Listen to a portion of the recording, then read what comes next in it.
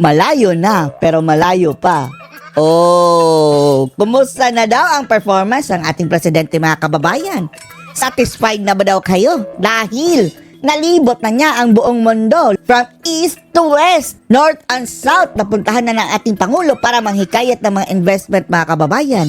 At sa kanyang pangatlong taon sa panunungkulan, kumusta na kaya ang ating bayan? Aprobado na ba sa inyo, mga kababayan? 101% na ba ang inyong grado sa ating Pangulo na naglakbay na sa buong mundo para sa inyo? Utang na loob pa ninyo, mga kababayan? Panoorin po natin itong summary sa pinaggagawa ng ating presidente, mga kababayan, ha? Nasa kalagitnaan na ng termino ni Presidente Bongbong Marcos, Kalahati na lang pala, mga kababayan, no? Ang natitirang pagtitiis. Kalahati na lang pala ang natitira niya sa kanyang termino. Kung bababa. bilang Pangulo ng Pilipinas. Isang makabuluhang tampok ng kanyang pamamahala ay ang kanyang mga biyahe sa labas ng bansa mula 2022 hanggang 2024. Grabe, no? Nabansagan na nga siyang Apo Lakbay, mga kababayan. Clap, clap. At pati yung sa game show ng mga banyaga, na-spoof pa si BBM na the most traveled president in modern times. I think yung expenses po ng travel as long as it will be beneficial and mas may advantage po para sa bansa natin. I think okay lang po 'yun. It's justified. Justified daw ang spending, mga kababayan, sa travels. Kumusta na pala? Balita namin ang mga investors, mga kababayan, ay doon nag-invest sa ibang bansa kagaya ng Google o yung mga malalaking tech companies, mga kababayan, andun sa Indonesia, sa Vietnam. Bakit wala dito, PBBM? Anyway, mga kababayan, pasok pala ang Pilipinas, no? Yung mga pinakakurakot sa taong 2023 ba yun? 2024. Pinakakurakot na bansa sa buong mundo. Pasok yun sa survey yung Pilipinas. Paano mag-invest yung mga foreigners dito, BBM? At sumabog pa, mga kababayan, yung issue ni Romualdez. Bagamat silensyo dito ang media niyan, sa ibang bansa, mga kababayan, at sa mga investors, kalat na yan sa kanila na yung heavy luggage na nakikialam si Romualdez doon sa Okada, sa mga businessmen. Bad shot na yan sila. So paano na yan? Baka natakot na sila. Ilan sa mga highlight ng mga travels abroad ni PBBM noong 2022. Tingnan Ang natin, unang ha? biyahe ni Presidente Bongbong Marcos sa labas ng bansa ay sa Indonesia, O anong naidala niya sa atin ngayon? kung saan tinalakay ng mga pangulo ng dalawang bansa ang tungkol sa depensa at kalakalan. Wow! Mula Indonesia, dumiretso siya sa Singapore. Nakipagkita siya sa dating pangulo ng Singapore na si Halima Jacob at kasalukuyang punong ministro na si Lee Hsien Loong. Ang ikatlo ay sa Estados Unidos para sa 77th United Nations General Assembly. Actually, sa United States, ha? Ilang beses pa yan nagpabalik-balik si BBM dyan. Anong investment ng United States sa atin na bago? EDCA? Sila ang nakinabang, ang mga Amerikano, mga kababayan, dahil pinayagan ni BBM na makapagtayo ng base militar dito ng libre. At balita natin, hindi imbitado ang ating Pangulo, mga kababayan, sa inauguration ni Trump. Ang kanyang ikalimang paglalakbay ay sa Cambodia. Dumalo ang Pangulo sa ika-40th at 41st ASEAN Summit. Ito ang kanyang unang ASEAN Summit bilang Pangulo ng Pilipinas. Ang ika-6 na biyahe ay sa Most traveled Thailand president. para sa 29th Asia-Pacific Economic Cooperation. Ang APEC Summit ay unang pagdalo ni Marcos bilang Pangulo. Ito rin ang unang in-person meeting ng APEC In-person Economist Leaders meeting. mula 2018. Ang huling paglalakbay ni Pangulong Bongbong para sa taong 2022 Taong 2022 pa pala. Ang huling paglalakbay ni Apo Lakay. ay patungo sa Belgium. Dumalo siya sa summit ng Association of South At by the way, mga kababayan, sa lahat ng travels niya, andyan si Admiral at nandyan talaga si Tamba. Kaya siguro nahahalata ng mga taga-ibang bansa, mga kababayan, na bakit nandito ang dalawang ito? Sino bang presidente sa kanila? At hanggang sa ngayon, mga kababayan, na hindi pa natin ramdam ang epekto ng pag-travel ni BBM abroad. ng Association of Southeast Asian Nations, European Union. Sa kanyang ikalawang taon bilang Pangulo noong 2023, nagtungo siya sa China at nakipagpulong kay Chinese President Xi Jinping. Ngayon, hindi na siguro yan makakabalik ng China dahil binuli nila ang nakipagkampihan sa kay Biden, mga kababayan. At tila naghamon doon sa Dito China. nagkasundo sila Xi na magkaroon ng direktang linya ng komunikasyon tungkol sa mga issue ng West Philippine Sea. Pumunta rin ang Pangulo sa Switzerland para dumalo sa World Grabe, andun din si si May Sipon, si Antonton, Lagdameo, mga kababayan. sa World Economic Forum, kung saan inilahad niya ang kalagayan ng ekonomiya ng Pilipinas at ang mga inisyatibong ginagawa para maging kaaya-aya ang bansa sa kalakalan. Siya ang tanging pinuno ng ASEAN na nandoon. Pumunta rin ang Pangulo sa Japan, USA, sa United Kingdom para sa koronasyon ni King Charles III, Pati koronasyon, nag-epal-epal, mga kababayan. Ay, Diyos mio. Indonesia, Saudi Arabia at nagwakas ang kanyang mga paglalakbay noong 2023 sa Lakay, Japan Apo sa lakay. pagdiriwang ng 50th anniversary ng ASEAN-Japan Friendship Cooperation.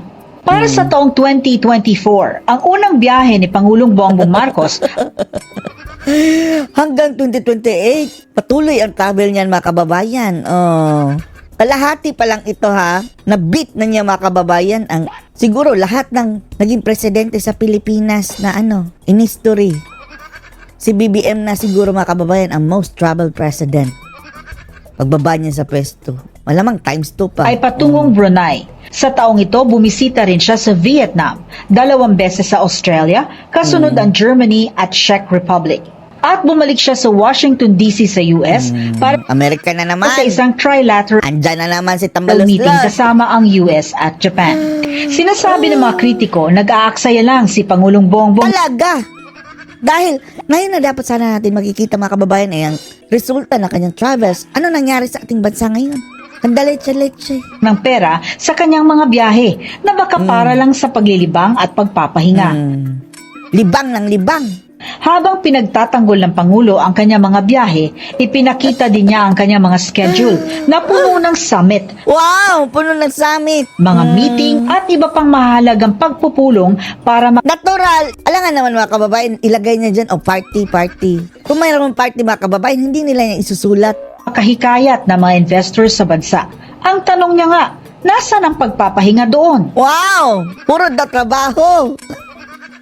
Lukuhin niyo. Isa ring Ay, mahalagang nako. pangyayari ay ang mga pangako ng Pangulo sa kanyang mga State of the Nation address. Flood Sa control. 2023 SONA, binigyang diin ni Pangulong Marcos ang kahalagahan ng kagawaran ng pagsasaka. No, tapos sablay, mga kababayan, no, sa Department of Agriculture. Tingnan nyo ngayon, ang mga magsasaka, dati-rati, mga kababayan, tuwang-tuwa ang magsasaka dahil, at least mayroon tayong presidente na tututukan talaga ang agrikultura. Diyos me, binitawan nga dahil hindi kaya. Ang ginawa, mga kababayan, pictorial. Ngayon, ang pagsasaka, kanya-kanya na lang mga diskarte dyan. Sa kanyang 2024 SONA, muling binigyang diin ni Pangulong Marcos ang kanyang suporta sa Department of Agriculture upang masiguro ang food security ng mga Pilipino.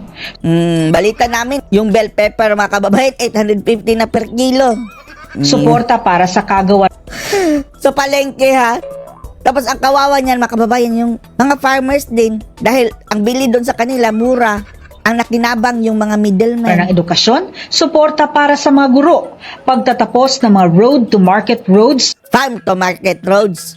Hindi road to paglalagay market ng road. mas maraming kadiwa center, mga proyekto sa pag-aangkop sa climate change, pagtugon sa kakulangan sa kuryente, pagtugon sa problema sa West Philippine Sea, at ang tuluyang pagpapasara ng POGO sa bansa. Bumalik na ang mga text scams.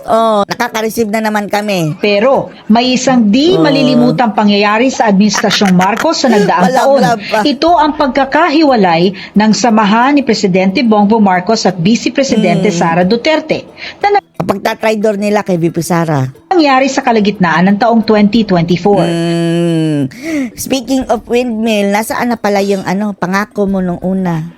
Di ba pupunuin daw ng windmill, mga kababayan, ang buong Pilipinas? Renewable energy.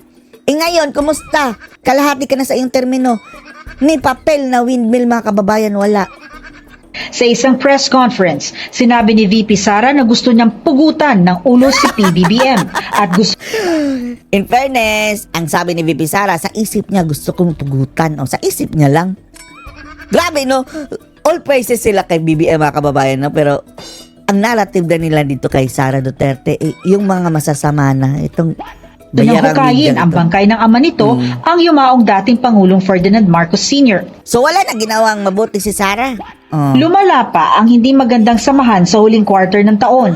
Sa isa na namang pahayag, nagbigay si VP Sara ng babala na ipapapatay niya si Asawa ni Pangulong Babalu. Bongbong, First Lady Liza at House Speaker Martin Romualdez. Oh, dugtungan mo. Ano yung full na sinabi ni Sara? Kapag may nangyaring masama sa kanya. Oh, dahil si VP Sara ang may threat at ang nag-threat sa kanya mga kababayan at ang threat sa buhay ni VP Sara mga kababayan ay according to Sara ay yung sinabangag. Oh, BBM, Admiral at saka si Tamba. Sinagot ito ni Pangulong Marcos. Sinabi niyang nakababahala ang mga pahayag ni VP Sara. Nakakababahal na. Hindi naman umano aabot sa ganito ang sitwasyon kung sinagot lang niya ng maayos Wow. ang mga katanungan sa kanya ng House of Representatives. Ikaw nga, hindi mo nga masagot kung nagdodroga ka ba o hindi. Oh. Wala ka nga comment sa hamon ng hair follicle drug test. Hindi na sanang hahantong sa ganitong drama Oh, coming from the best actor kung mga kababayan. sasagutin lamang ang mga lehitimong katanungan Kagaya ng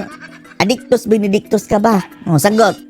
Ayaw. sa Senado at sa House of Representatives. Ang katotohanan ay hindi dapat itokhang. Oh, ikaw ang dapat itokhang. Tapos na sana ang usapang ito kung tuto pa rin lamang ang sinumpaang panata. Oh. Sino ang sumira sa panata? Continuity mo mukha Na mo. bilang lingkod bayan, Oh, no. Palagi ka lang naglilingkod dyan. Lingkod. Meaning mga kababayan, nakaupo lang. Magpapalaki ng ano. ay magsabi ng totoo. Dalawang araw bago ang bagong taon ay nilagdaan din ng Pangulo ang 2025 budget The most corrupt budget in history ayon doon kay Chelo Magno mga kababayan. kung saan nagpasalamat ang Pangulo sa publiko sa pagiging mapagmatsyag. Wow, mapadmatsyag. Hindi nyo nga pinakinggan yung hinaing ng taong bayan na nabigyan ng budget ang PhilHealth. Upang matiyak na maging kapaki-pakinabang ang budget para sa susunod na taon. Kapakipakinabang para sa mga buhaya dahil naghati-hati na sila mga kababayan para sa proyekto at ayuda na mayroon silang cut. Ano masasabi niyo dito? Malayo na ba ang narating ng ating Pangulo? Post your comments below.